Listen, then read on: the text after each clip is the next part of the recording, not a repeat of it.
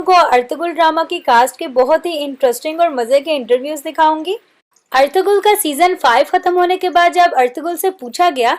1 से लेकर 5 सीरीज खत्म होने तक का सफर आपके लिए कितना मुश्किल था, तो उन्होंने जवाब में कहा कि ये इतना आसान नहीं था। हम सब ने बहुत ज्यादा मेहनत की, हमारी पूरी टीम ने बहुत ज्यादा हार्ड वर्क किया, हम लोगों को चोटें भी लगी, हम लोगों को काफी मुश्किलात का सामना करना पड़ा,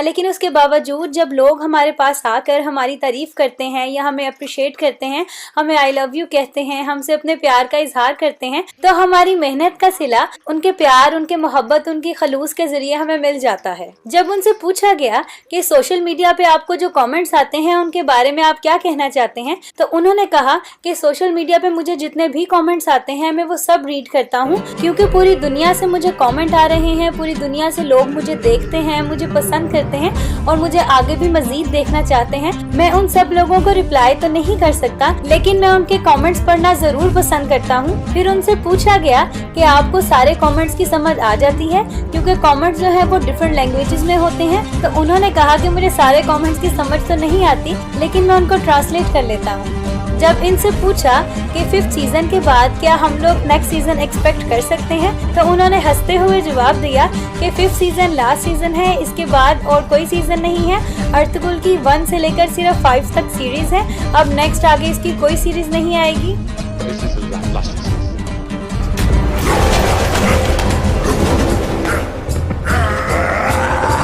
नोयान का कैरेक्टर विलन का कैरेक्टर है, जो कि आपको सीजन 2 में देखने को मिलेगा। सीजन 1 में नोयान का कैरेक्टर नहीं है। जब इनसे पूछा गया नोयान के कैरेक्टर के बारे में,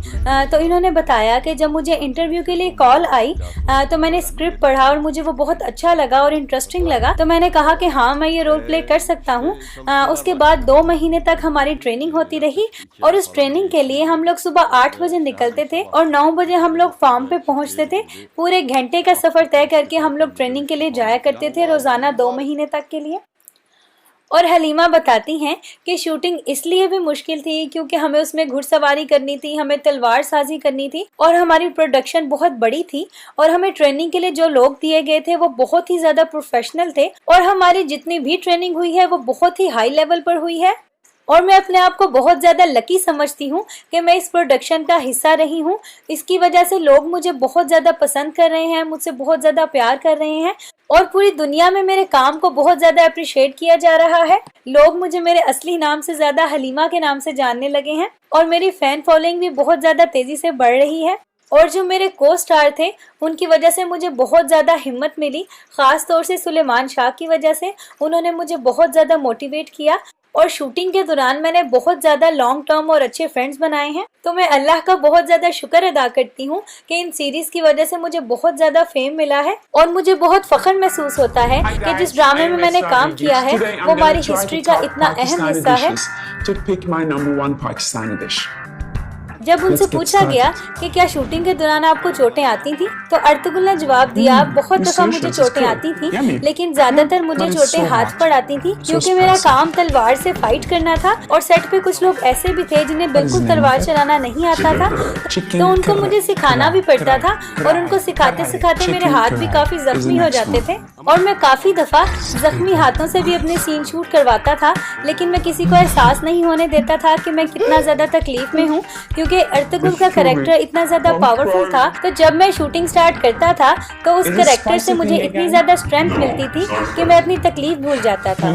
अर्तुगरुल बताते हैं कि सेट पे फनी बात ये होती थी कि प्रैक्टिस के दौरान मुझे एक आदमी को 20-20 दफा मारना पड़ता था क्योंकि लोग प्रैक्टिस के लिए कम होते थे। तो जब वो लोग मेरे पास दोबारा से आते थे तो मैं उनको हंस के कहता था कि आप लोग फिर मरने के लिए आ गए हैं। तो उसका ये फायदा हुआ कि मैंने जो सीखना था वो तो मैंने सीखा ही, लेकिन साथ ही साथ उन लोगों ने मरने की एक्टिंग भी सीख ली, जो कि मुझे बहुत अच्छा लगा कि मैंने उनको मरने की एक्टिंग सिखा दी है। सुलेमान शाह बताते हैं हमारी जो शूटिंग होती थी और जहां हम प्रैक्टिस के लिए जाते थे, जो सेट बना हुआ था वो पहाड़ों पर था, इसलिए वहां पे बहुत ज्यादा सर्दी होती थी और हमें शूटिंग करते हुए बाज़ दफा बहुत ही मुश्किलात का सामना करना पड़ता था। सुलेमान शाह का कैरेक्टर जिस तरह से दिखाया गया है उसको दिखाना बहुत ज्यादा जरूरी था ताकि हमारी आजकल की नस्लों और हमारी आने वाली नस्लों को पता लगे कि हमारी हिस्ट्री में कितने पावरफुल कैरेक्टर गुजर चुके हैं। Gönüllerimizi imanla dolduran